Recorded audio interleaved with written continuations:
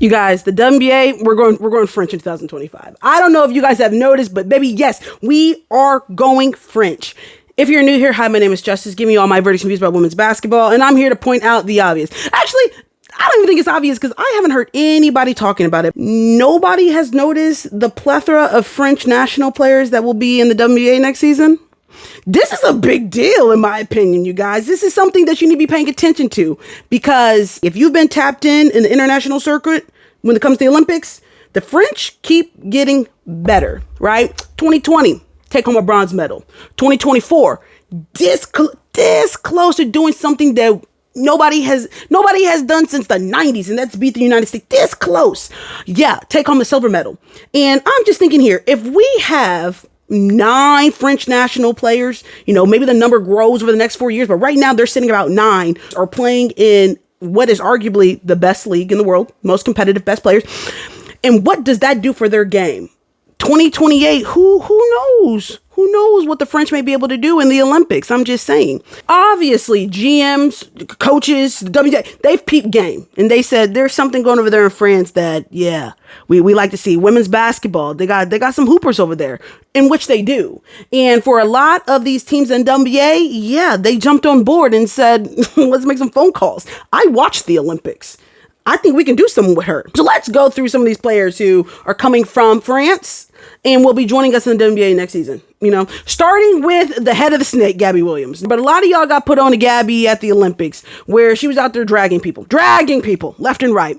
And just by a hair, just close, a foot on the line, was, again, like I said, was about to do something we ain't never seen before. I ain't never seen that before. Now, Gabby has dual citizenship, but very much, she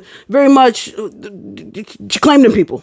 She's French. Gabby recently signed, a nice contract with Seattle. Will be joining the Storm again this upcoming season. I'm expecting to see the best season we've seen from her. Now, we saw a little hint last year, a little hint, because she only came back from half a season. But I'm expecting to see, all that and then some in this upcoming season. So don't say I didn't tell y'all so. But that is definitely the head of the dragon over there. That's their girl. Oh, and then we go over to New York, where Marie Johannes, part of the French national team. She's over there. She plays for the New York Liberty. Now, I don't know what her situation, what her contract is. Obviously, I think she's a restricted free agent right now.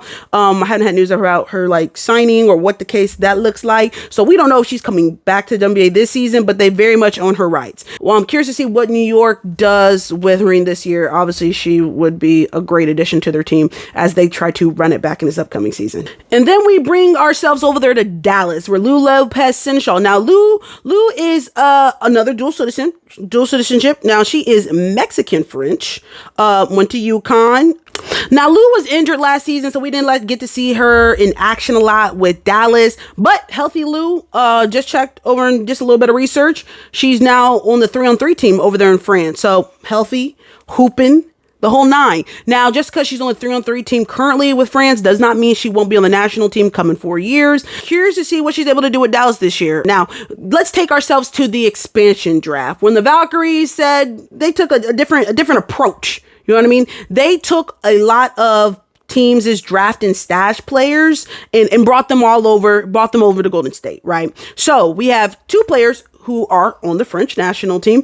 Currently, the Valkyries own their rights. I don't know if these players are going to come over this season, but they very much were chosen and could potentially, if the Valkyries choose to, be activated and be joining the team coming this upcoming season. And that is going to be Ileana Rupert and Carla Leite. Now, Ileana has been in the WNBA before. She did some time in Atlanta, but pretty much has made her name for herself in the international circuit. And as for Carla, up and coming star, budding superstar in France. I think she was their last cut that that ultimately didn't make the Olympic team, but won MVP in the FIBA games at one point, and very much come 2028 will be on that French roster. So the next little group of French national players that will be in the WNBA in this upcoming season were acquired during free agency, starting with the Minnesota Lynx. They picked up Marine Badian. Excuse me if I mispronounced her first name.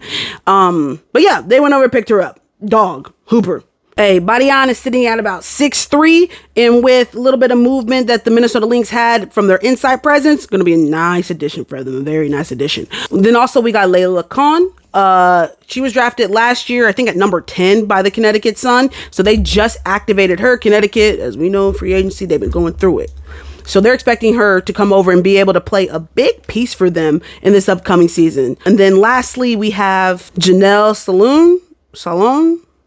That U with the little 2 dots throws me off every time. 6'2", budding superstar for the French, and she'll be playing for the Valkyries in this upcoming season. Now that brings us to 8 French players. And then the 9th is going to come in the WNBA draft. Dominique Malonga, expected to be early first round pick. I've seen her go as early as 3 or 4, no later than 6 is taken off the draft board.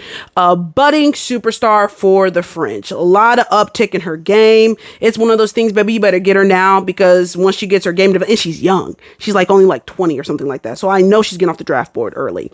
That brings us to 9. Depending on if they activate Ileana and Carla, we could see between 7 to 9 French national players playing in the WNBA. Listen, I think it's going to do wonders for the French national team, honestly. The best competition for the next 4 years playing against them, again, getting more experience.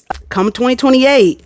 Hey, every year the French get a little bit closer, just a little bit closer. And who knows, maybe what happened in 2028. And I definitely think the more they have their players playing in the WNBA, it only could benefit them in the long run. I just want y'all to pay attention. I just want y'all to pay attention because the French are coming. The French are definitely coming.